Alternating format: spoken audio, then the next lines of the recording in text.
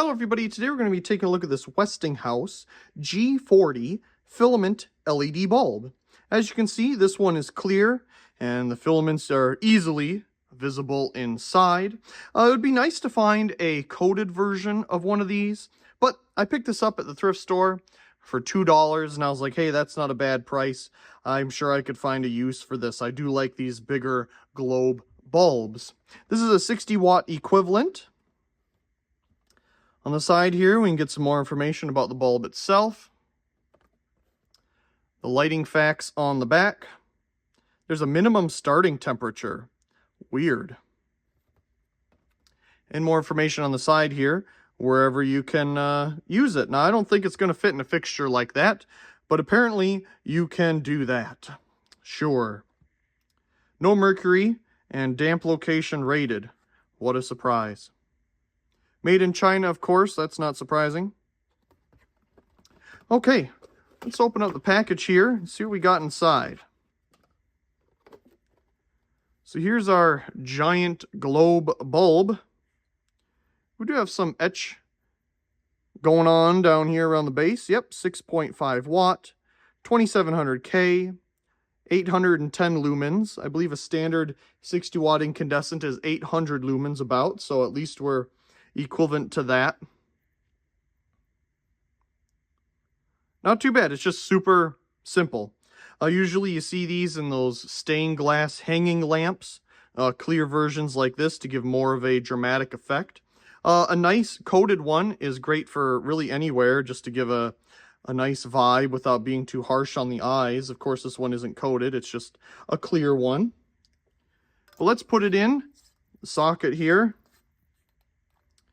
And we'll plug it into our meter. We'll turn it on. Okay, so we're at 120 volts, 7.2 watts, so it's not exactly 6.5. Power factor of 0.85 and 0.07 amps. Let's turn off the lights. And we'll hold this up here. That's blocking the meter. Of course, as we twirl it around like this up above, you can see that the filaments being across from each other, it does create some shadows, as you can see. But if we put a brighter side of the bulb about 2 feet away from the lux meter, we're getting about 220 lux or so. If we point it straight down, you can definitely see a dark spot there. Naturally, you don't really see any filaments at that angle. But it does give a neat effect when you're looking at it. It's dirty. Manufacturing, I'm sure. Okay, let's move on over to our Variac here and see how well it does at some lower voltages. So we'll plug that in. We'll turn it on. 10, 20, 30, 40, 50, 60, okay, 70, 80. Okay, we're at 80 volts and we're finally getting something. But this allows us to get a nice clear look of the individual filaments on the filament LEDs there, as you can see. They put them on a very thin circuit board and coat it in that yellow phosphor that you can see there.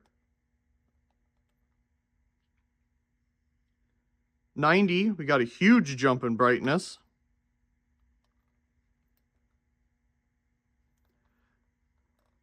Seems like they didn't put all these filaments on the same way. If we dim it down real quick, you can see the two bright sides of these are facing each other. Then we have a bright and a dim side, two dim sides, a bright and a dim side. Yeah, maybe they had to make it like that. You think you'd flip them around so you have them facing different ways, but who knows?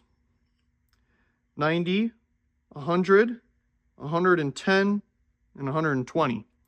So definitely within that little tiny range, you can get it to dim. But if you get below 80, no luck. Not bad. I mean, I could definitely see it in one of those stained glass hanging lamps. It would work well accenting the stained glass panels. Yeah, it's definitely brighter at certain angles because, I mean, they didn't position all of this correctly. You know, it's dimmer toward the camera right now. We turn it around. Look at how much more bright it is. Yeah. Positioning of the filaments matters, for sure. Interesting. Well, anyway, I hope you enjoyed this quick little video taking a look at this Westinghouse G40 filament LED bulb. Nice little addition to the collection. Hopefully I'll find an appropriate use for it soon. Once again, I hope you enjoyed, and also please comment, rate, share, and subscribe. And thank you very much for watching.